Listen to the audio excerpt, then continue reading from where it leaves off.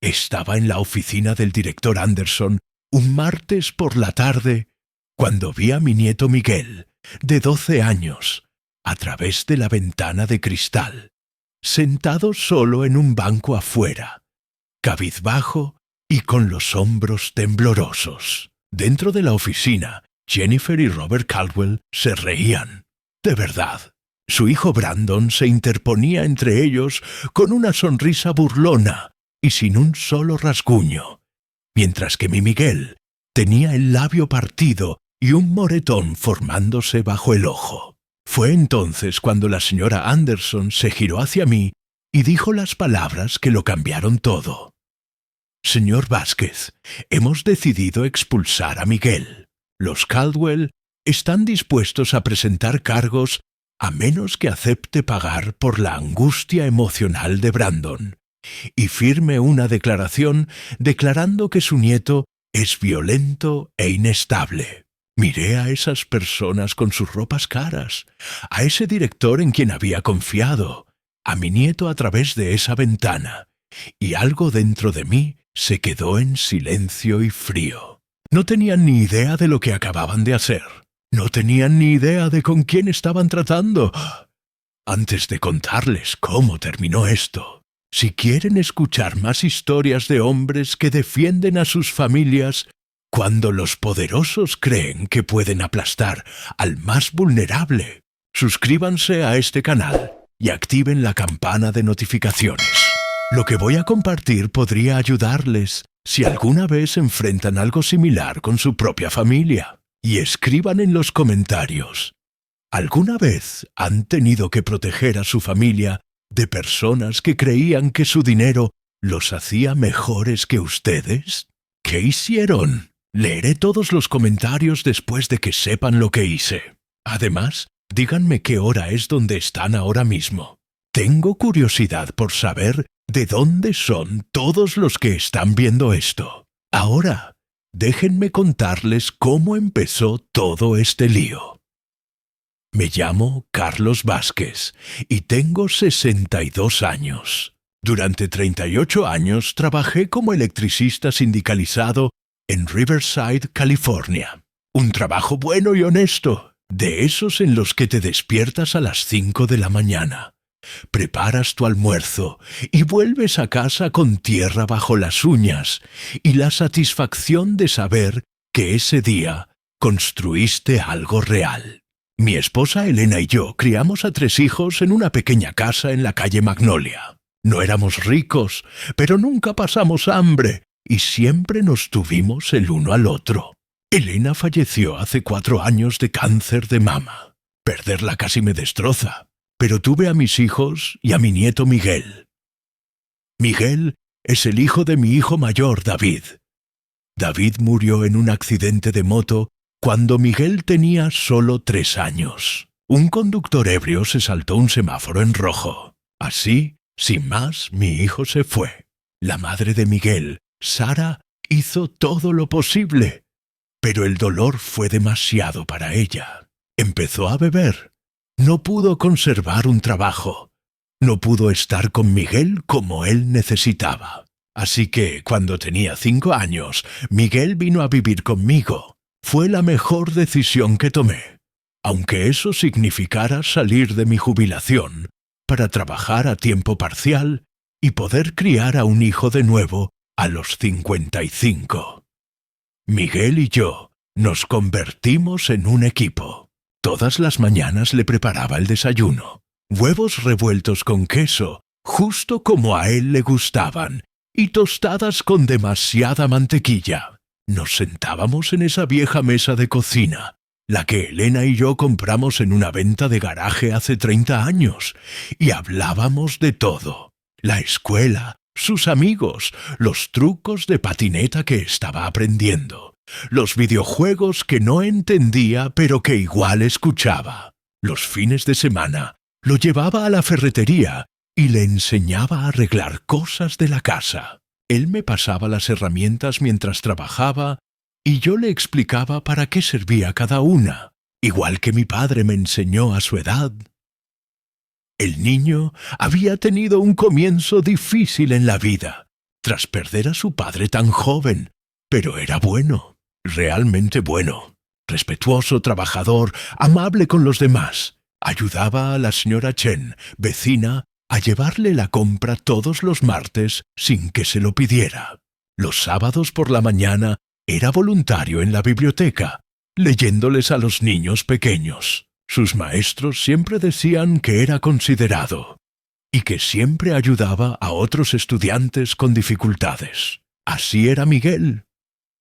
El año pasado tomé una decisión que pensé que le daría a Miguel oportunidades que yo nunca tuve.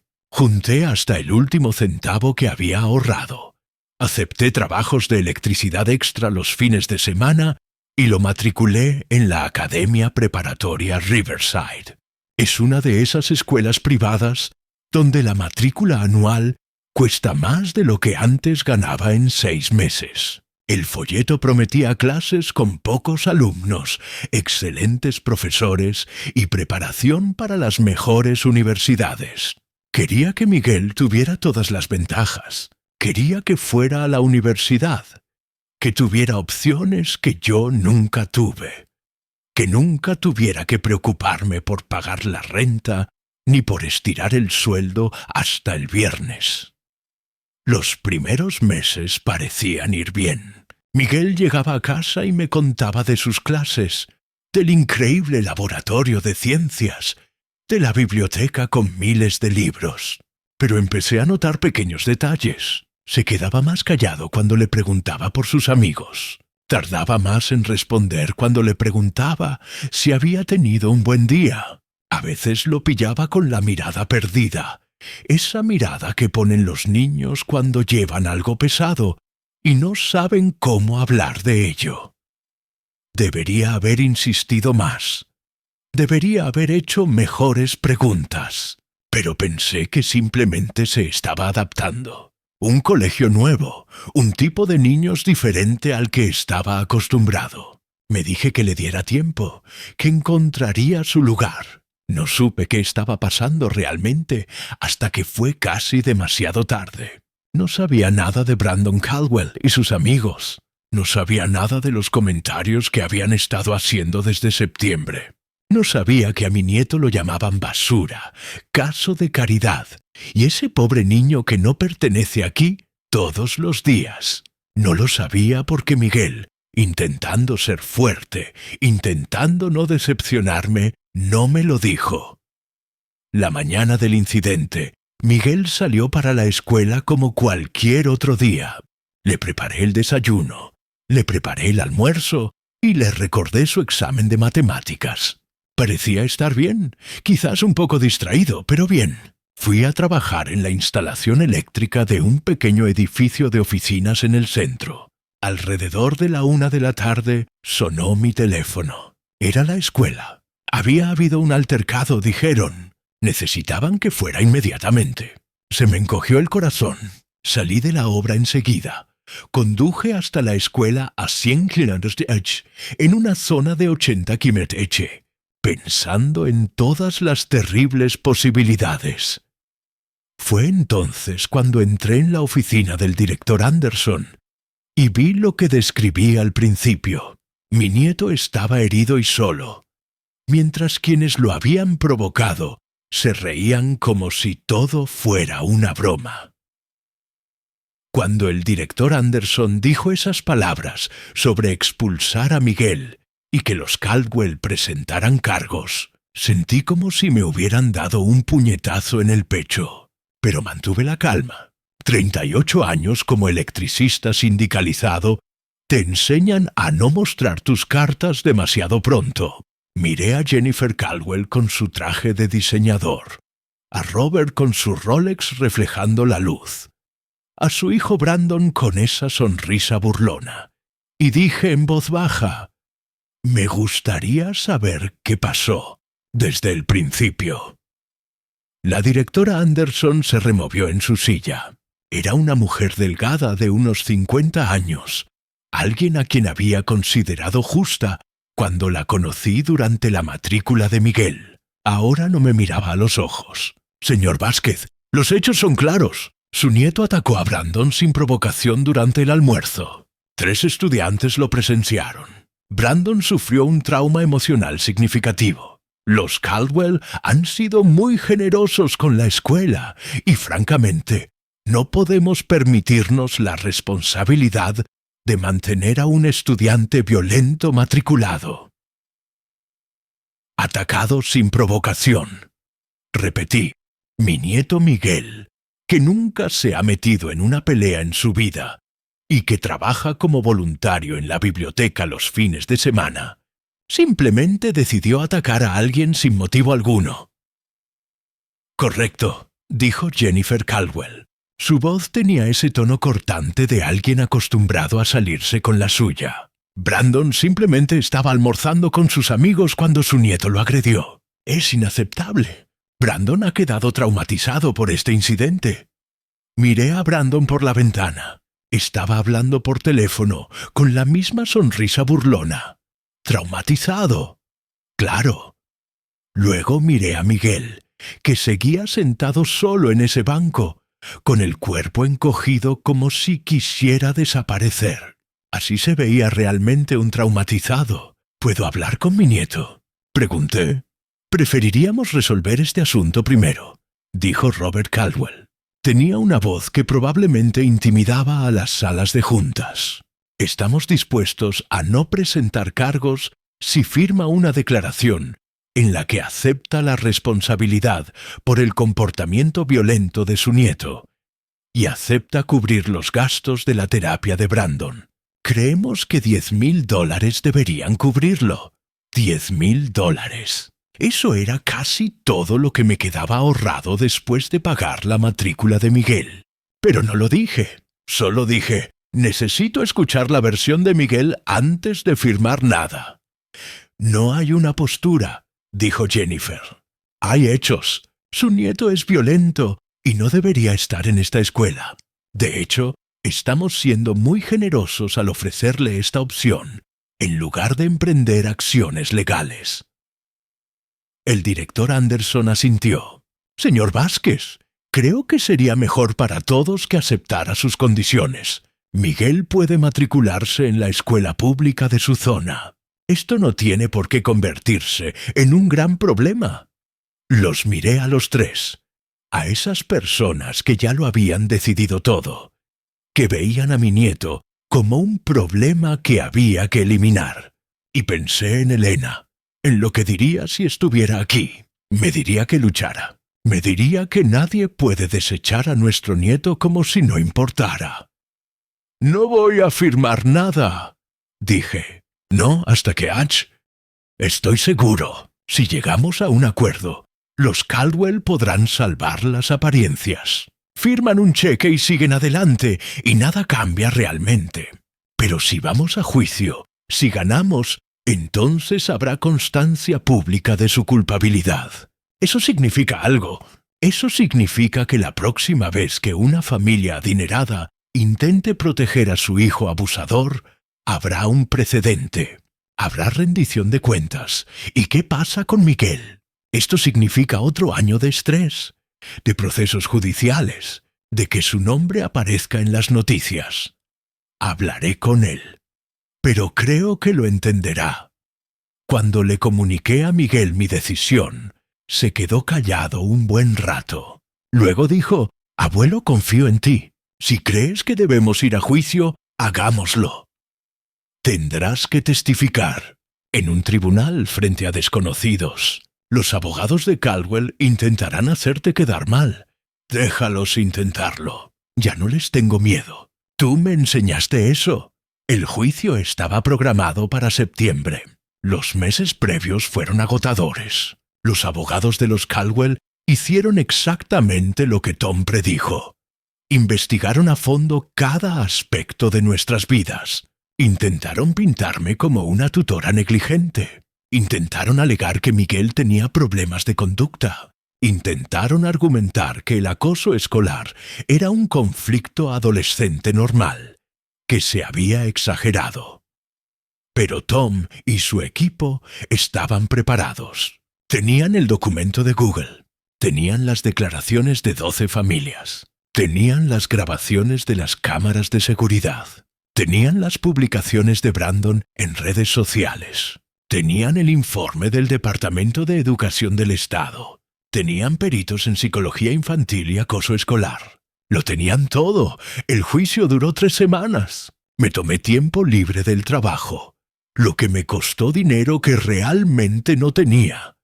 Pero necesitaba estar allí.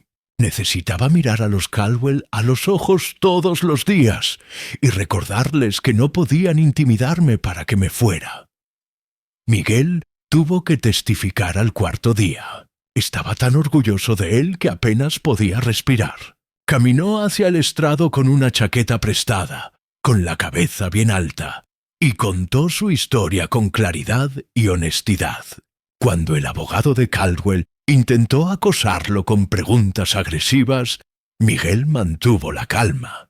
Cuando mostraron fotos de su rostro magullado en las pantallas de la sala, no se inmutó. Explicó exactamente lo sucedido, por qué finalmente se resistió y cómo la escuela no lo protegió.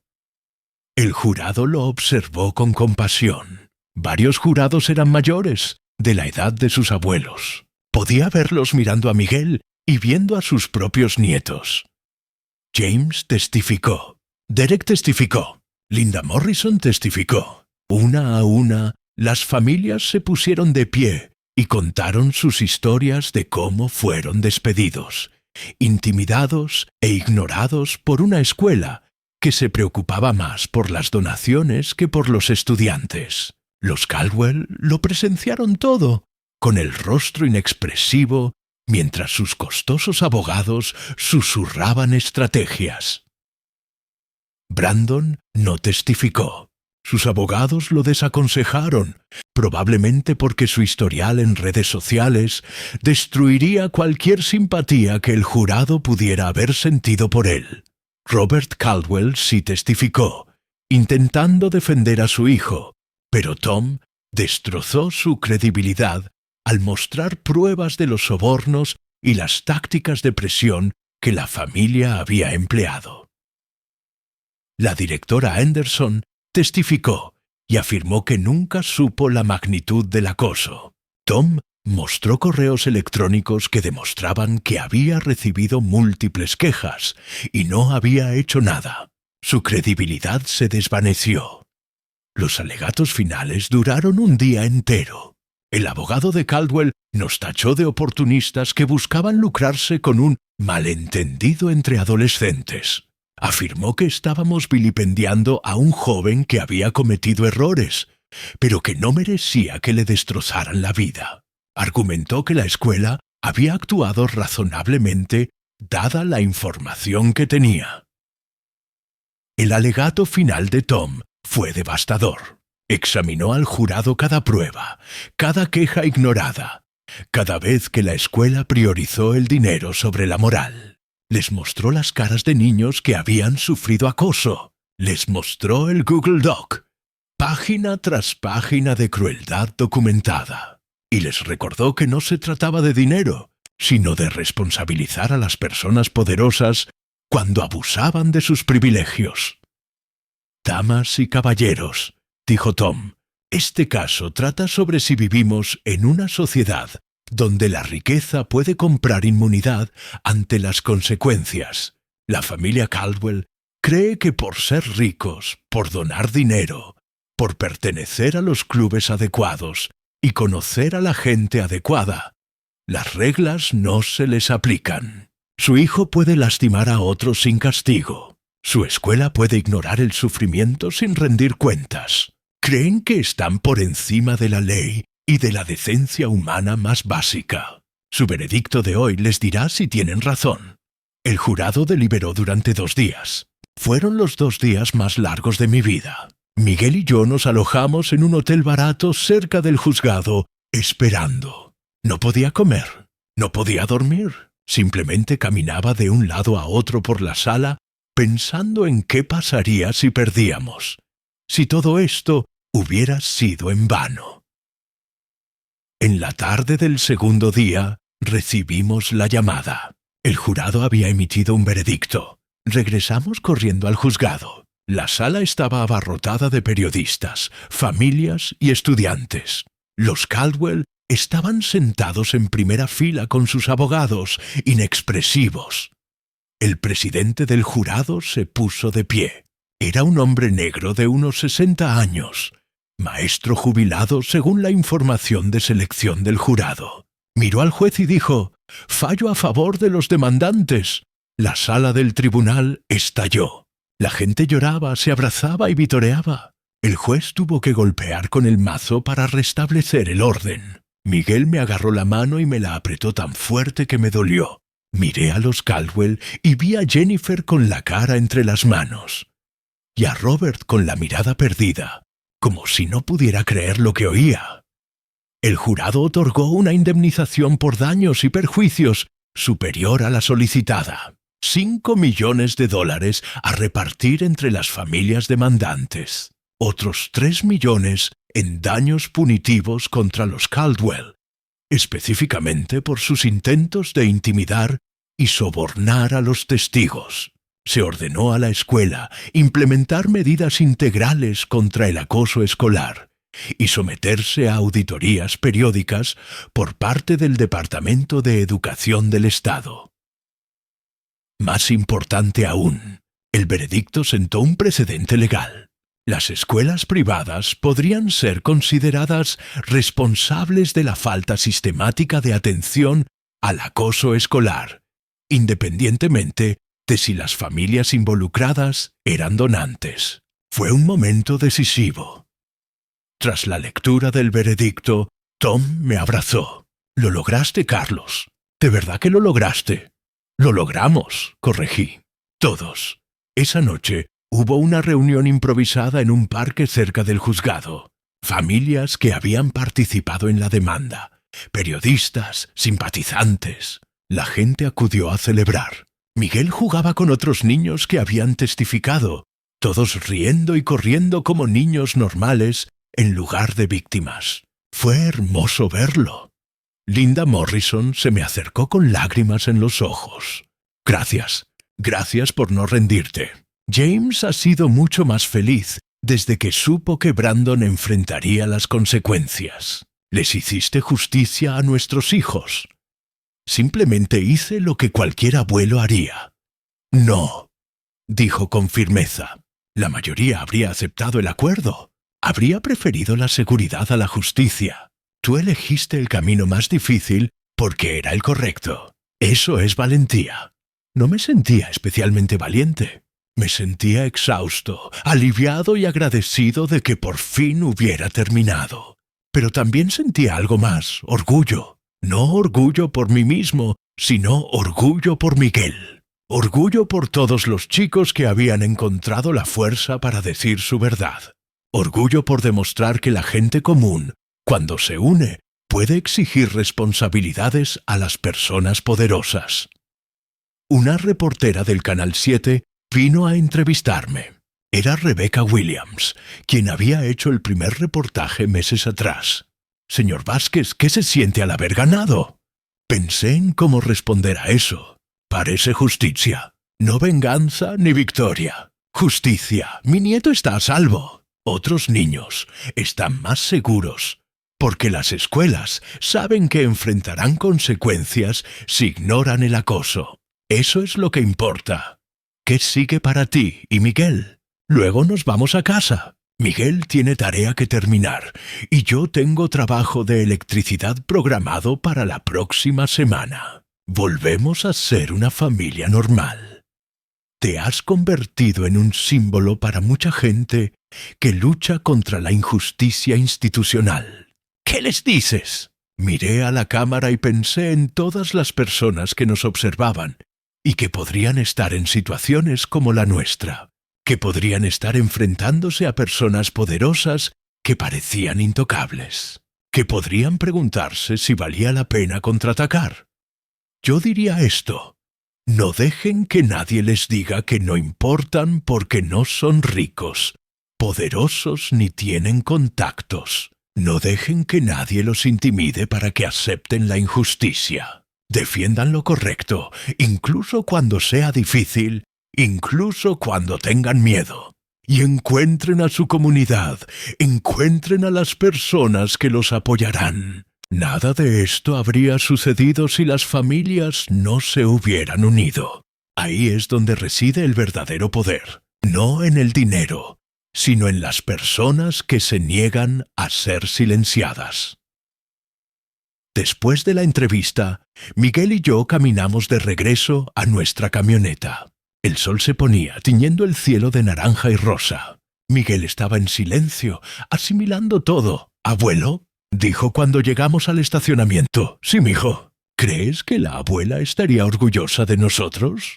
Me detuve y lo miré. «Tu abuela estaría tan orgullosa de ti que lloraría de felicidad. Te enfrentaste a abusadores que te doblaban con dinero que nunca tendrás y no te acobardaste. Dijiste la verdad incluso cuando era difícil. Demostraste más coraje en unos meses que la mayoría de la gente.